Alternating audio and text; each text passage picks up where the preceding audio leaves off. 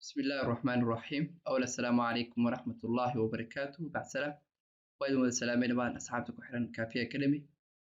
سمعت وحروا إن أنسو قد بيو عشر كيني سدحات inventory management system عشر كيني سدحات وحن وقهد لياه سيد الله سميو budgets design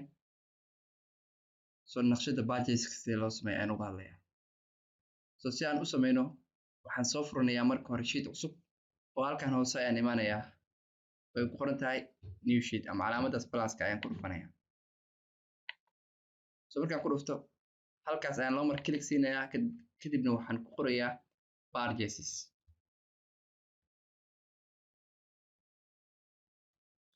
markaan ku qoro wax kale ma sameynaya halkan ayaan imaanayaa oo waan highlight gareynayaa ilaa iyo markaan highlight gareeyo waxaan imaanayaa home ayaan soo furnayaa dan waxaan dhihi doonaa merge center markaan intaas sameeyo halkan waxaan ku qorayaa ama waxaad ku qoranaysaa companygaaga magaciisa halkan waxaan ku qorayaa your company name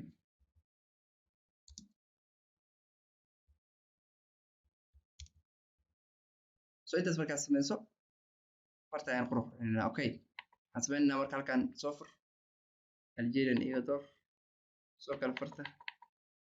iyo weyne soo kala halkaani ka dhigtaa halkan hoos imaa idan highlight garey marka highlight gareyso merge center halkan waxaad ku qoraysaa purchase activity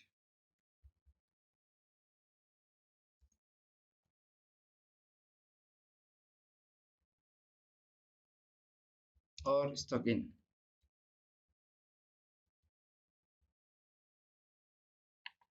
intaas markaad sameyso asalkeeda Algerian ka dhig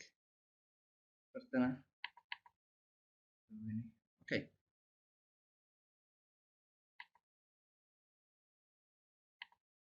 intaas markaad sameyso halkan hoos imaa halkan waxaad ku qoraysaa date soo kale halkan waxaad ku qoraysaa supplier's name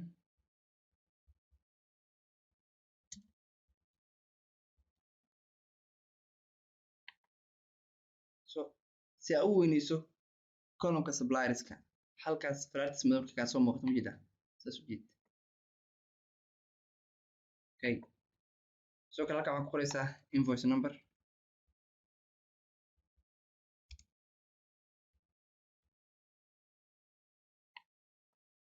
soo kale halkan waxaad ku qoraysaa product code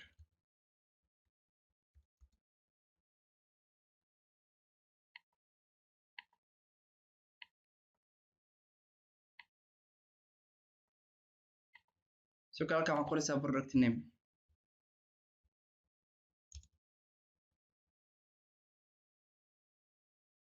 soo kale halkan waxaad ku qoraysaa quantity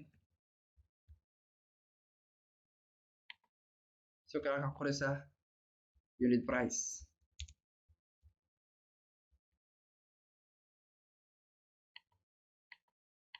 halkan waxaad ku qoraysaa amount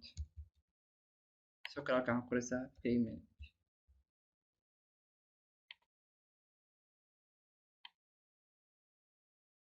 intaas markaad sameyso farta waxaad ka dhigaysaa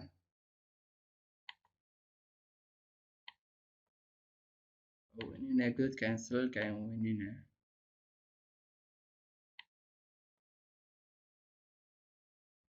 marka intaas aad sameyso waxaad sameynaysaa waa highlight gareynaysaa intaa marka ilaa iyo hoos markaas oo highlight gareyso waxaad imaanaysaa insert dan waxaad ka dooranaysaa table kadib my table has a headers tick saar dan waxaad dhahdaa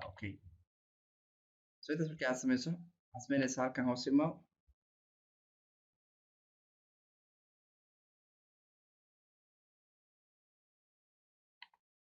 kan iyo marka intaas sameeyo waxaan imaanayaa page layout soo halkan degdeg ka qaad green lineska headingska view degdeg ka qaad hadda sidaas ayuu ugu diyaarsan yahay purchase activity design-kiisa soo kale waxaad imaanaysaa insert dan waxaa la illustrationska shapeska iga soo door halkan dashboardkii ugu samey.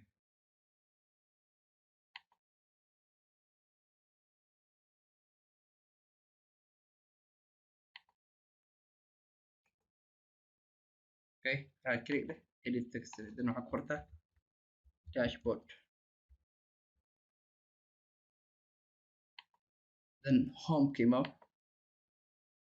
xaalada afarta.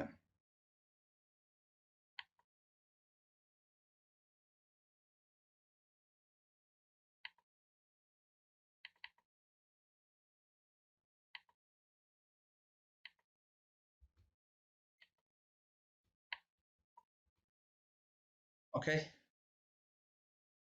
so sidaan ayuu u diyaarsan yahay naqshada badges activities. So aad ay u fududahay in la sameeyaa. So marka sidaan usoo diyaarso, so waxaan idin ka codsanayaa inaadan ilaawin inaad subscribe saartaan channelkani, sidoo kalena aad share gareysaan videoyadan oo aad gaarsiisaan dadka walaalihiin ee jecel inay bartaan cilmigan, waayo wax lacag ah oo lagaa doonayaa ma jirto. So keliya ku dadaal inaad share gareyso. Sidoo kale wixii su'aal aad qabtan qaybta commenteska inoogu reeb, insha Allah waa kaaga soo jawaabi doonaa. Aad u mahadsantihiin.